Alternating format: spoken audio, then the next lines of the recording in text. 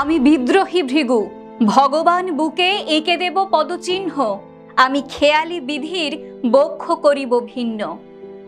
প্রিয় ছাত্রছাত্রীরা, তোমাদের আজ শুরুতে একটি কবিতার দুটো লাইন শোনালাম। তোমাদের মনে হতে পারে যে আজকের ক্লাসের সাথে এই লাইনগুলোর সম্পর্ক কি। প্রথমেই বলি, এটি কাজী নজরুল ইসলামের লেখা বিদ্রোহী কবিতার অংশ। শুধুমাত্র এটি বিদ্রোহী কবিতার অংশ বলেই কি তোমাদের বললাম? না, একদমই নয়। বরং এটাই তোমাদের বলবো একজন লেখক বা একজন কবি কিভাবে তার কলমের দ্বারা লেখনীর মধ্যে দিয়ে বিদ্রোহকে জাগরিত করতে পারেন।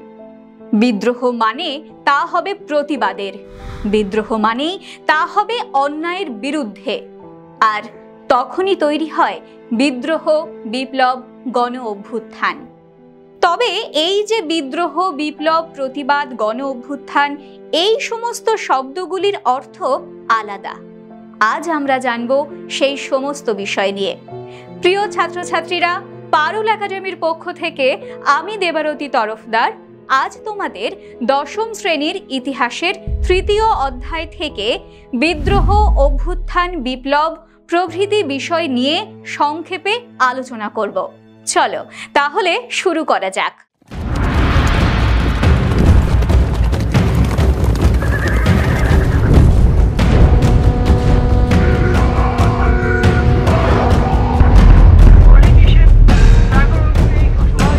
আমরা সংকল্প করি যে আমরা বরবাদ স্বাধীন হব।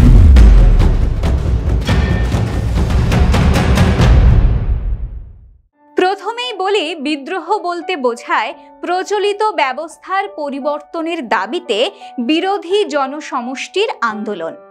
বিদ্রোহ স্বল্প বা দীর্ঘমেয়াদী, সমষ্টিগত বা ব্যক্তিগত, শান্তিপূর্ণ বা সশস্ত্র হতে পারে। সাধারণত যখন কোনো গোষ্ঠী বা সমাজ শাসক শ্রেণীর দ্বারা শোষিত, বঞ্চিত, নির্যাতিত হয়, তাদের পুরাতন ব্যবস্থাকে ফিরিয়ে আনার জন্য যখন তারা সংগ্রামে লিপ্ত হয়, সেই সংগ্রামকে বিদ্রোহ বলা যেতে পারে।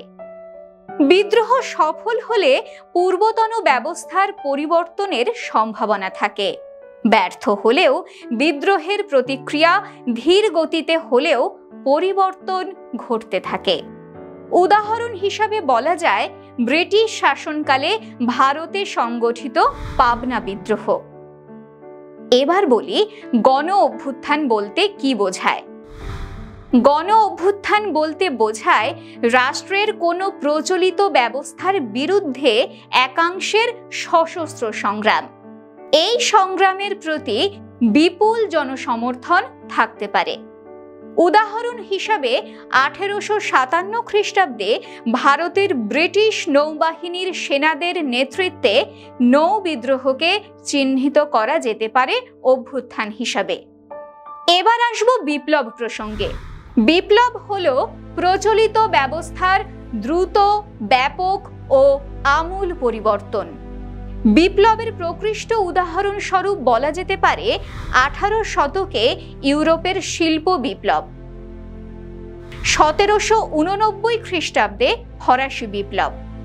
আর জানো তো, এই ফরাসি বিপ্লবের দ্বারা ইউরোপের শিল্প ব্যবস্থার এবং ফরাসি বিপ্লবের দ্বারা ফ্রান্সের পূর্বতন সামাজিক, অর্থনৈতিক, রাজনৈতিক ব্যবস্থার দ্রুত ও আমূল পরিবর্তন ঘটে, যার ফলাফল ছিল সুদূর প্রসারী। তাহলে প্রিয় ছাত্রছাত্রীরা, আজ আমরা বিদ্রোহ, অভ্যুত্থান ও বিপ্লব কি তা নিয়ে আলোচনা করলাম। দেখা হচ্ছে পরের ভিডিওতে, সাথে থেকো সবাই।